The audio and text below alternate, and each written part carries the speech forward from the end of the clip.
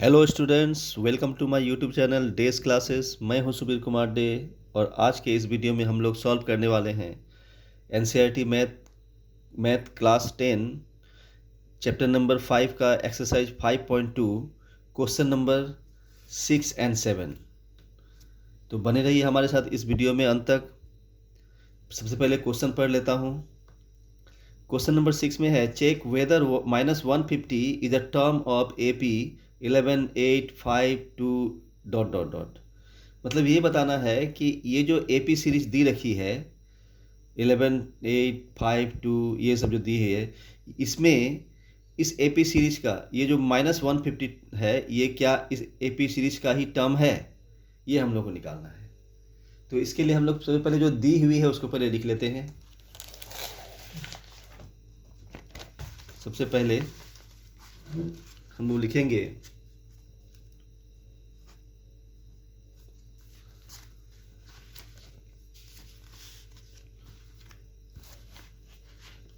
Question number 6, AP equal to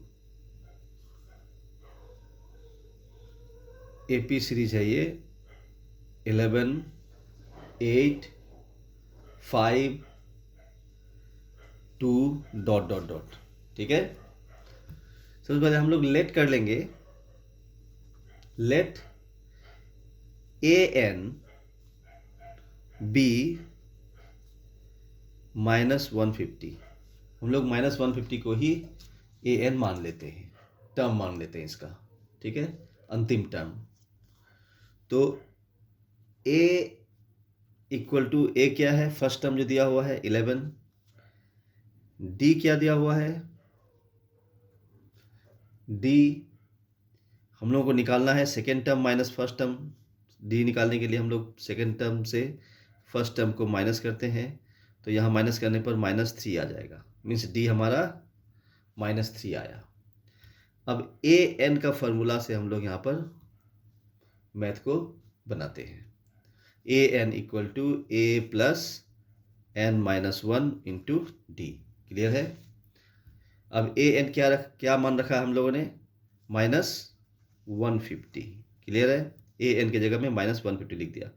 A 11 दिया हुआ है, N हम लोगों को निकालना है -1 इंटू D -3। ठीक है, क्लियर है? सॉल्व करने पर हम लोगों को मिलता है -150 इक्वल टू 11, और ये -3 को एक बार n से मल्टीप्लाई करेंगे और -3 को एक बार -1 से मल्टीप्लाई करेंगे। तो -3 को n से मल्टीप्लाई करने पर -3n आएगा, और -3 को -1 से मल्टीप्लाई करने से +3 आ जाएगा। क्लियर है? अब 150 माइनस में है, इक्वल टू 11 + 3 14 हो जाएगा, -3n एज इट इज़।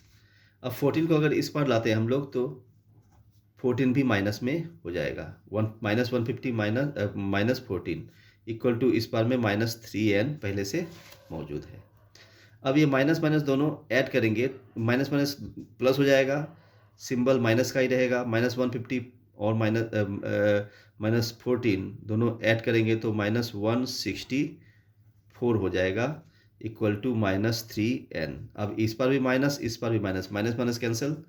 अगर n को इस पार रख के 3 को इस पार लाते हैं, इस पार में मल्टीप्लिकेशन फॉर्म में है 3, तो इस पार में आएगा तो डिवीज़न फॉर्म में हो जाएगा। मीन्स 164 डिवाइडेड बाई 3 हो जाएगा, उस पार में n रह जाएगा।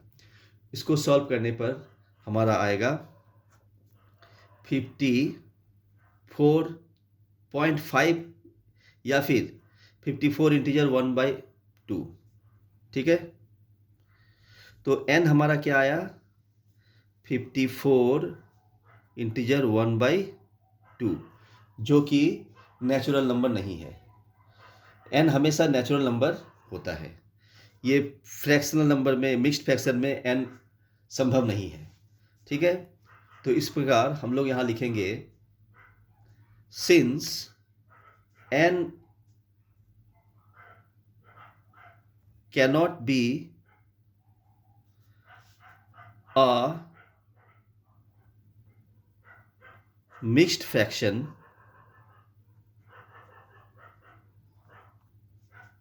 ठीक है। देयरफॉर जो दिया हुआ है टर्म वो इस एपी सीरीज का टर्म यानी -150 इस दी हुई एपी सीरीज का टर्म नहीं है। It is therefore it is not a term। यही हमारा आंसर होगा जो हम लोगों को निकालना था, जो बताना था कि क्या ये 1-150 इस दी हुई एपी सीरीज के टर्म है। तो हम लोगों का आंसर क्या होगा? नो, ये हमारा ये टर्म एपी सीरीज का टर्म नहीं है। ठीक है, मूव करता हूँ नेक्स्ट नंबर 7 नंबर में है find the 31st term of AP whose 11th term is 38 and 16th term is 73।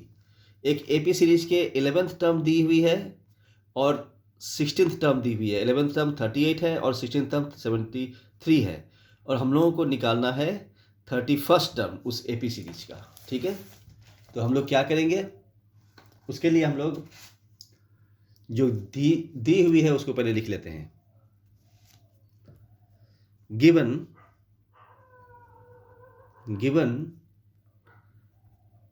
11th term equal to 38 and 16th term equal to 73। Clear है? अब ए एन का फॉर्मूला के हिसाब से हम लोग लिखेंगे, इसको बनाएंगे। ए प्लस हम लोग डायरेक्ट लिखते हैं, पहले इस ए एन का इस 11th टर्म का निकालते हैं ए एन फार्मूला, उसके बाद 16th टर्म का भी ए एन फार्मूला से निकालते हैं। ठीक है, तो ए एन की जगह में हम लोग डायरेक्ट ए 11 ही लिख देता हूँ। हम लोग a n means a 11 equal to A plus 11 minus 1 into d. तो ए 11 क्या है? 38 लिखना है, और उसके बाद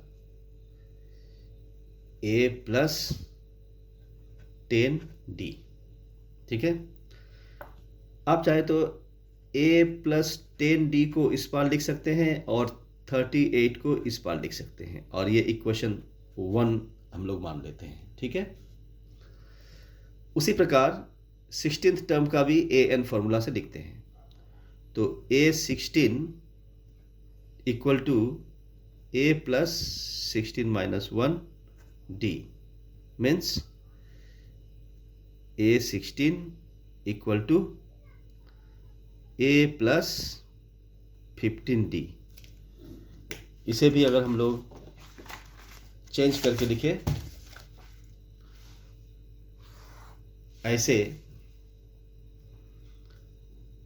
ए minus 15 D equal to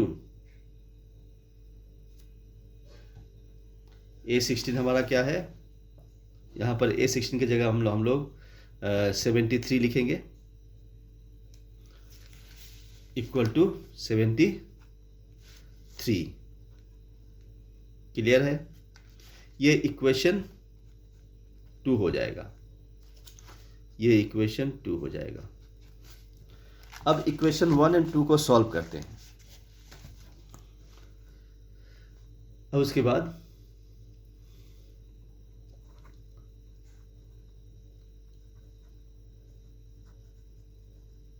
subtracting equation 1 from 2, equation 1 को 2 से सब्ट्रैक्ट करते हैं। तो इक्वेशन 2 क्या है? ए माइनस 15 डी इक्वल टू 73, और इक्वेशन 1 क्या है? ए प्लस, ए माइनस नहीं होगा, ए प्लस होगा। यहाँ पर ए माइनस मैंने गलती से लिख दिया। ए प्लस 15 डी इक्वल टू 73। उसी तरह से ए प्लस 10d इक्वल टू 38। ठीक है। अब इसको सॉल्व करते हैं, माइनस हो जाएगा, इधर माइनस हो जाएगा, इधर भी माइनस हो जाएगा, और ये प्लस माइनस कैंसिल हो जाएगा, प्लस ए माइनस ए कैंसिल। उसके बाद 15 माइनस 10 इक्वल टू 5d हो जाएगा। उसके बाद 73 माइनस 38 इक्वल टू 35 हो जाएगा।